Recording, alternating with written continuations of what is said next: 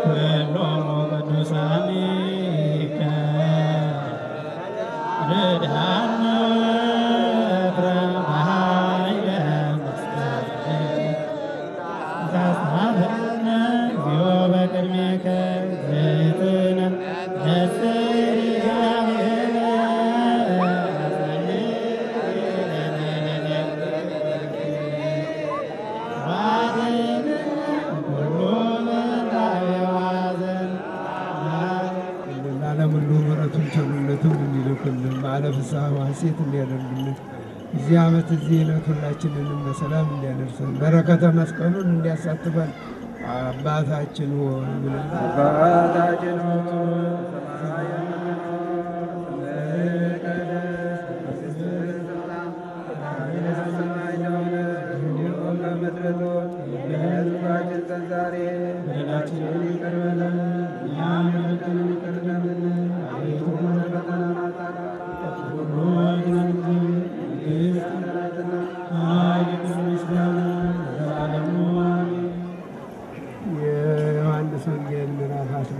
ከቁጥር 25 እስከ 30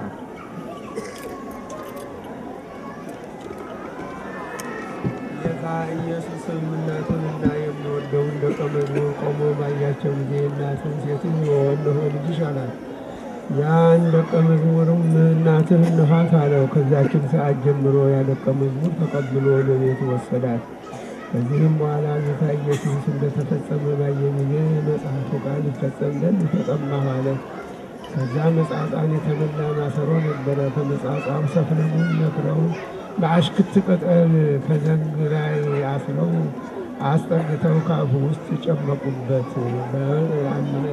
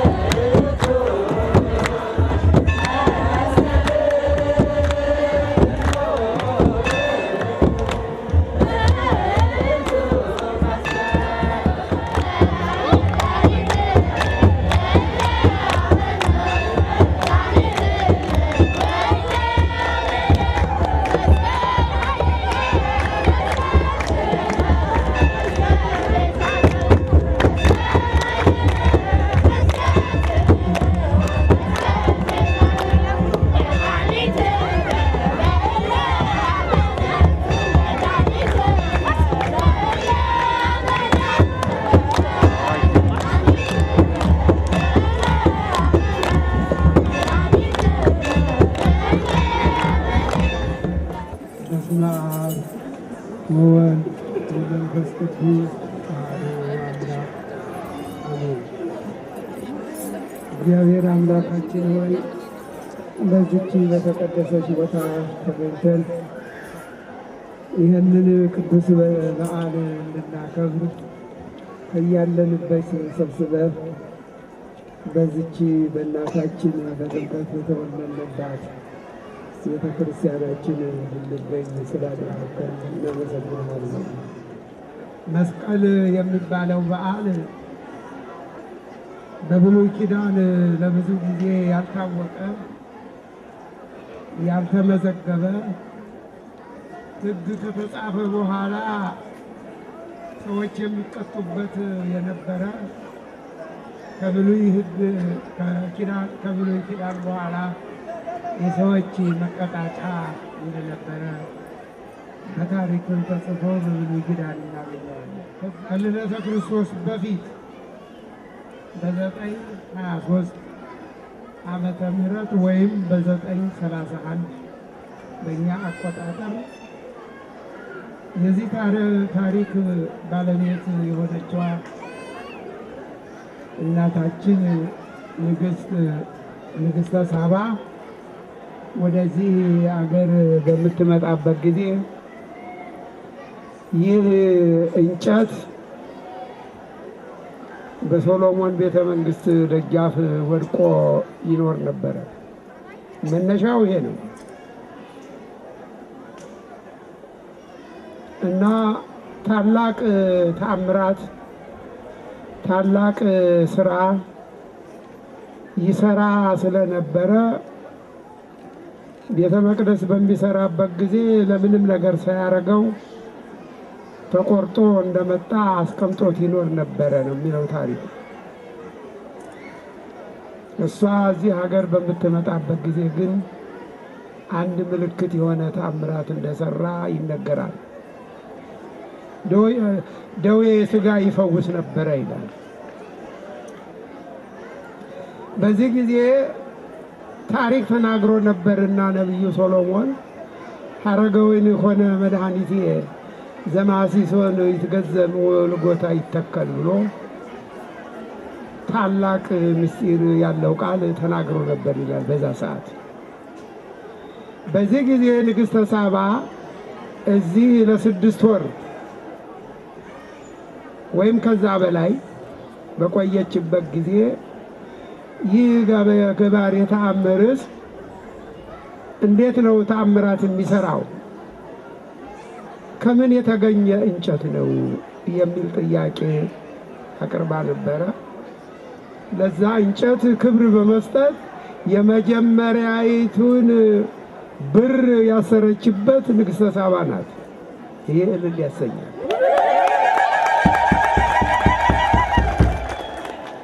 ከዛ በኋላ ሰሎሞን 1 ብር አሰረበት። ያ እንጨት እስከ ብሉይ ኪዳን ድረስ ቆየ።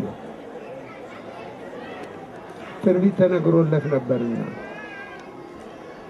ከዛ በኋላ 28 ነገስታት ከሶሎሞን ጀምሮ እስከ ክርስቶስ 28 ነገስታት በዚች ሀገር ላይ ነግሰው ነበር። የሰላም ሀገር ነበርና በዛ ሰዓት ሁሉም አንዳንድ ብር አስረውበት ነበር ይላል። በዚህ እንጨት ላይ ሁሉም አንዳንድ ብር። ከዛ በኋላ 3 ብር በዘመኑ ያለውን ሸቀጥ ጨምረው በግምጃ ቤታቸው አስቀምጠውት ነበር ይላል ገንዘቡን። ይህንኑ የጻፈው ታላቁ ነቢይ ዘካርያስ 30 ብር ለዋጋዬ መዘኑ የሚል ጽፏል። በነበረበት ዘመን 30 ብር ለዋጋዬ መዘኑልኝ። በዚህ ብሩን ለይሁዳ ሰጥተው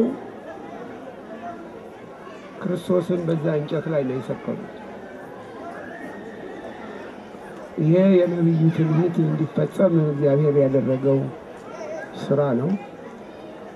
ከዚህ በማያያዝ እንግዲህ ታሪኮቹ ክርስቶስ ከተሰቀለበት በኋላ በዚህ ሀገር ላይ የሚኖሩ ኢትዮጵያውያን ከ18ኛው መቶ እስከ 34ኛው ዓመት እንዲህ እንዳሆኑ እናንተ እንደምታከብሩት በዓል ያን ጊዜ በእስላሞች የተያዘ ሀገር ስለነበረ ይህንን እስላሞች ይዘው ስለነበረ የመስቀልን በዓል አብረው ያከብሩ ነበር።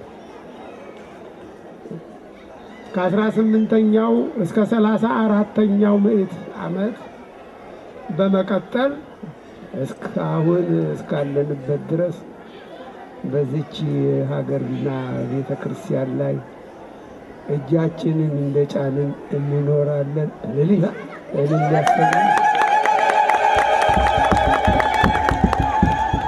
ይህ ታሪክ፣ ይህ ሀብት፣ ይህ ስጦታ ለማንኛውም ፍጡር ከሰማይ በታች ላለ ነጭ ይሁን ጥቁር አልተሰጠውም። የእግዚአብሔር ምስጢር ነውና ልዩ ስጦታ ነውና ምስጢሩም ጥበቡም የተገለጸው ለኢትዮጵያውያንና ለመጀመሪያው ደግ ሰው ቆስጠንጢኖስ ነው። በገጸ ሰማይ እየታየለት እሱ በዚህ ኃይለ መስቀል ትመውፀረከ ጠላቶችህም በዚህ ድል ታደርጋለህ የሚል ምልክት የተሰጠው። ስለዚህ ነው ነቢዩ ዳዊት በነበረበት ጊዜ ውሃው ኮሙ ትምህርተ ለለ ይፈርሁከ በመዝሙር 39 ላይ ያስቀመጠው ቃል ነው። ባልነበረበት ዘመን ባላጋጠመው ጊዜ ትንቢቱን እንዳስቀመጠ ይነገራል። ይሄ ነው ክብራቸው፣ ታሪካቸው።